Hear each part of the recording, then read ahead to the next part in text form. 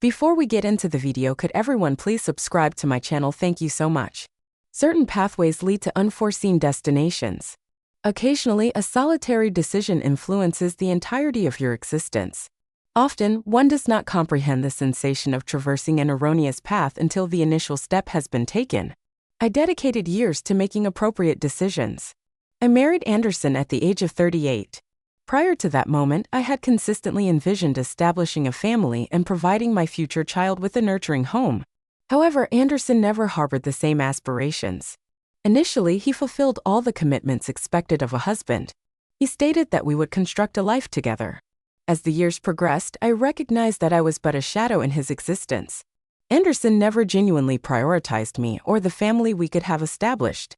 His employment, his timetable, and his inflexible habits consistently took precedence. Initially, I deceived myself. I thought he might undergo a transformation. Perhaps one day he would recognize the increasing void within me. However, Anderson remained unchanged. With each successive year, my solitude intensified. However, Drake was distinct. Anderson's offspring from his initial marriage. Upon our initial encounter, he was 19 years old, newly enrolled in college, eager, motivated, and brimming with potential. Anderson consistently maintained his distance from him, believing that fatherhood entailed solely financial provision. However, Drake desired more than that. He sought to validate his worth and establish his own trajectory. He embodied qualities that Anderson lacked. Before I was even aware, I began observing him. As Drake approached graduation, he made a pivotal decision that altered the course of his life. All anticipated that he would accept a lucrative position in engineering. However, he expressed a desire to become a mechanic. Anderson experienced a loss upon discovering this information, shouting, fuming, and even threatening to withdraw financial support. I vividly recall the reverberations of that dispute rattling the walls of our home. Subsequently, Drake departed. On the night following graduation, he gathered his belongings and left silently. I was unable to bid farewell. I did not inquire about his destination. Had I allowed myself to reveal the extent of my pain at his departure, I would have been compelled to acknowledge a further truth, an unforeseen challenge I was unprepared to confront. 2 years have elapsed since his departure. I have encountered him only a few times. The connection we shared was no longer present. It was not intended to be. This evening, while I was seated in my dilapidated vehicle on a dim, rain-soaked road, I recognized that there was no one else I could contact. I was not yet aware of it, but a transformation was imminent. It would exceed my expectations. It would occur autonomously. I grasped my phone, my fingers immediately poised over Anderson's number. However, I hesitated. If he responded, was it not evident what his reply would be? Contact a tow. True, Cameron, I am distant. He would terminate the call without further comment. I gulped audibly. I gazed at the screen for several seconds. I subsequently exited the call and focused on a different name, Drake. An unusual disquietude stirred within me. My finger lingered above his contact. Ought I to contact him? Was this only a plea for assistance, or was it an alternative explanation? Something unarticulated, an unspecified entity utilizing this as a pretext. The rain drummed softly on the windows. In the illumination of my headlights, I observed a towering, robust form advancing through the darkness. A peculiar sense of relief enveloped me upon witnessing the scene. Drake approached the vehicle and tapped on the glass. As I slightly lowered it, his voice emerged, recognizable and unwavering. Cameron, are you well? My gaze fixated on him. His visage was marginally moist from the precipitation. His features were more pronounced than I recalled. His posture was unlabored yet robust. He was no longer a boy, he was an individual. During these 2 years, it was not solely the distance between us that had altered, he had transformed indeed. The vehicle halted abruptly, and I was uncertain of how to proceed. I said I visited my mother. It occurred during the return journey. Anderson is once again out of town. I refrained from calling him because I am already aware of his response. Contact a tow truck, Cameron. He would likely become irritated with me for it. If this is your initial exposure to such confessions, please join our channel and subscribe with notifications enabled. Prior to progressing, you may find yourself desiring that this narrative remains perpetual. Drake inclined his head slightly, a glimmer of comprehension in his gaze. I understand the reason for your failure to contact him, he stated with composure. Rest assured, I have this under control. He inclined forward, unfastening the hood and illuminating the engine with his flashlight. I observed his hands maneuver with accuracy, his muscles contracting with every deliberate movement. He had transcended his status as merely a college student. His every movement exuded confidence, and his handling of matters demonstrated experience. It is evident that this issue will not be resolved here, he eventually stated, closing the hood. We must transport it to the garage. I must operate the vehicle due to the potential stiffness of the steering. You will occupy the passenger seat. I will park my truck here. I will return for it later. I did not inquire into it. I was not obligated to. My confidence in Drake's presence assured me that everything would ultimately be fine. The atmosphere was steamy during the trip, however, the silence between us remained untroublesome. It seemed to draw us nearer without either of us being aware. Drake occasionally glanced at me, his voice unwavering as he conveyed information, maintaining the dialogue. I paid attention. I observed him, his hands deftly maneuvered the steering wheel. His voice resonated, and his presence was palpable beside me. Upon his departure 2 years prior, I failed to acknowledge the extent to which his absence created a gap within me. Anderson had consistently exhibited aloofness, however, Drake's presence was distinct. His vitality, his vocalization, his gaze, even at that time, an awakening occurred within me. I was not yet prepared to confront it. I recollected that evening, the evening preceding his departure. There existed an unspoken connection between us, one that had never transgressed boundaries yet had the potential to do so. The potential had always existed. Drake had returned, turned older, more mature, and significantly more captivating. An unsettling disquiet arose within me. This emotion was prohibited, it was not intended to be present here. However, it was regardless of my efforts to conceal it. I sensed it with every breath I inhaled in his presence. Upon our arrival at the garage, I inhaled deeply, attempting to regain composure as I opened the car door. Yet an inner voice said, "This evening you are both transformed, and you are both aware of it." The garage reeked of engine oil and metal as the rhythmic patter of rain reverberated off the roof. Drake raised his head from beneath the hood, removing a fine sheen of perspiration from his forehead before directing his gaze towards me. His eyes exhibited little fatigue, yet his attitude was contemplative. "It is becoming late," he remarked, his tone deep and unwavering. "If I commence repairs on this vehicle now, we will remain here until dawn. It is advisable to address it first thing tomorrow." I acquiesced, although it was not an issue. Drake's posture conveyed a strong message. This was not only an ordinary night. He remarked that the rain was intensifying.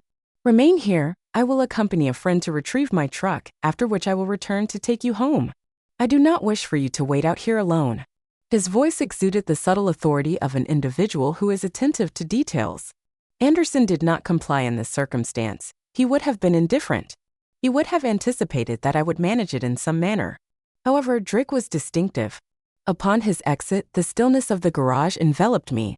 Rain lashed against the roof as I seated myself, clasping my hands in my lap. Rationally, I ought to have felt irritated or anxious. My vehicle malfunctioned, I returned home late, and my arrangements had disintegrated. However, the peculiar aspect was I was indifferent. I experienced a sense of tranquility exceeding that of joy. What is the reason? This was merely a vehicular malfunction. The scenario was unremarkable. However, this evening, nothing about it seemed commonplace. Drake's gaze, the warmth of his voice, and the way his presence enveloped the place in inward transformation. Formation was occurring within me while I awaited. I contemplated it throughout the years. Drake matured into an adult, resilient, and self-sufficient. Moreover, his presence alleviated my sense of loneliness. That sensation, whatever it may have been, was embedding itself profoundly within me. The roar of an engine outside interrupted my contemplation. Drake arrived at the garage, entering with water cascading down his shoulders, entirely indifferent to the rain. "Prepared?" he inquired, his gaze fixed upon mine. I rose, cinching my jacket more closely around me before affirming with a nod. We exited together and entered the vehicle. As we traveled, my internal sensation intensified. I glanced at him, attempting to articulate my emotions. I remarked with a subtle smile, when such an occurrence transpires, the majority of individuals experience frustration, anxiety, or a sense of misfortune. However, I do not share that sentiment. Interestingly, I perceive contentment. Drake offered a little smile while maintaining his gaze on the road. He acknowledged his understanding, stating, occasionally, even at inopportune moments, circumstances may evoke. Indeed, his voice was gentle, however, there existed a more profound element within it. The barriers I had constructed around my solitude were disintegrating. At that time, I comprehended the extent of Anderson's emotional distance and the profound solitude I experienced despite his physical proximity. Furthermore, I recognized that Drake perceived it as well. The tension between us had become unmistakable. I experienced an inward compulsion, a subtle yet relentless murmur. I wished for this night to persist indefinitely. As we approached my residence, I inhaled deeply, summoning my fortitude. "Drake, you have been contending with this for several hours," I remarked. "You must be famished." Attempting to maintain eye contact, "Let us dine together as we once did." Drake regarded me momentarily, mute. After a momentary pause, that recognizable pleasant smile appeared. "How could I decline that?" he stated, and an internal spark ignited within me. Upon entering and commencing supper preparations in the kitchen, the stress I ought to have experienced from the night merely vanished. We shared laughter and engaged in conversation about past recollections, remembering as though nothing had altered. However, all circumstances had transformed. Each time our gazes intersected, we were both aware of it. There was no possibility of retreat. The gentle glow of candlelight illuminated the table. We had been conversing for some time, exchanging anecdotes and laughing as we typically did. It appeared remarkably effortless and strikingly familiar. However, the atmosphere separating us was not identical. Drake reclined slightly in his chair, crossed his arms while observing me intently. His glance exuded warmth. Additionally, there was another aspect, a whimsical notion, something knowledgeable. "I must concede," he remarked with a little smirk, "you are as stunning as always. Today, in fact, it is somewhat incredible. It appears that you have become even younger during the past 2 years. If I were unfamiliar with you, I would assert I am 26 years old and this woman appears to be no more than 30. I would likely be attempting to enchant her at this moment." I chuckled, surprised by the casual manner in which he expressed it. The unforeseen compliment disconcerted me, yet I could not refute my enjoyment of it. "Thank you, but I am 45 years old, Drake," I remarked, maintaining my smile. "There is an approximate 20-year age difference between us." "Age is merely a numerical value," he remarked, his tone descending in pitch. "We are both aware of that." His words ignited a surge of warmth within me. The table became quiet. Although the quietude was not uncomfortable, it was dense and weighty, as if something were on the brink of fracturing. Drake inclined his head a little, his eyes probing me as if he were perceiving something profound beyond the surface, an issue that we could no longer overlook. I remarked, attempting to redirect the discussion, "You have changed as well. Your departure indicated that you were beginning to mature. However, at this moment, you are an adult male." Drake's smile gradually diminished, supplanted by a more somber expression. He rested his palm on the table, his fingers gently gliding over the surface. Pausing momentarily, he then gazed directly into my eyes and articulated his words. "I had affections for you, Cameron." A sudden constriction occurred within me. "Drake, I am aware," he persisted. "I was never meant to disclose it. However, I no longer wish to conceal it. Upon departing that residence, I believed that by honoring you and maintaining distance, I would forget. I believed it was merely a transient phenomenon that would diminish over time. However, it did not." He inhaled deeply, his eyes ensnaring me, rendering me captive. "Now observing you in this manner, I experience an entirely distinct sensation. Observing you in this alone state profoundly affects me emotionally. My heart raced intensely, as if my entire existence had fractured into 2 parts. One part urged me to flee, while the other, a facet of myself I scarcely recognized, yearned solely to remain and absorb every word he uttered." "Drake," I was unable to complete my sentence. His gaze was so intensely fixed on mine that I felt breathless. Subsequently, instinctively, my fingers extended across the table to grasp his hand. Drake grasped my hand, his epidermis was heated and robust. At that instant, all became silent. We relocated simultaneously. As we leaned closer, we exchanged a final glance before closing our eyes. Subsequently, our lips converged. Initially, it was sluggish and tentative. However, within moments, all that we had repressed, every bit of stress we had overlooked for years, was released. Simultaneously, Drake cradled my face, drawing me nearer. My body naturally drew closer to his the more I experienced his warmth. The more I recognized that something within me, which I had lost for years, was being revived. At that point, I realized there was no possibility of retreat. Despite Dr. Bree's lips lingering on mine, I sensed a stirring within me, something I had suppressed for an extended period. My hands autonomously glided down his shoulders as he drew me closer. Resolute, indubitably and entirely unperturbed, I approached Drake. Upon gazing into his eyes, I observed his hand moving. Gradually, it heightened my enthusiasm. I experienced an inside sensation, something substantial. Despite experiencing profound acute pain at that moment, I remained indifferent. All continued uninterrupted. I emitted loud sounds, and in harmony with my energy, I continuously expressed my gratitude to Drake. Breathlessly, he also experienced happiness. I observed the enthusiasm in his eyes. We discovered one another. We were completely harmonious in all aspects. I placed my hand on Drake's shoulders, concerned that my nails could be causing him discomfort. My body became rigid and quivered. I did not anticipate such a reaction. It was evident that Drake appreciated it. I implored him to release his grip, to cease restraint. As he uttered my name, Cameron, his voice gradually diminished, and he ultimately relinquished control. A profound warmth enveloped me. Inhaling deeply, I allowed myself to fall beside him. As I reclined next to Drake, my heart continued to race. Our respiration was irregular. However, internally, I had an ineffable tranquility. Experiencing his proximity to me resembled reinserted a long-lost fragment. Drake shifted to his side, establishing eye contact with me. His hand glided over my hair, outlining my visage. His gaze exuded conviction, a gaze that conveyed the authenticity of the situation. This was not merely a transient diversion. Cameron, he articulated deliberately, you must depart from Anderson. A constriction occurred within me.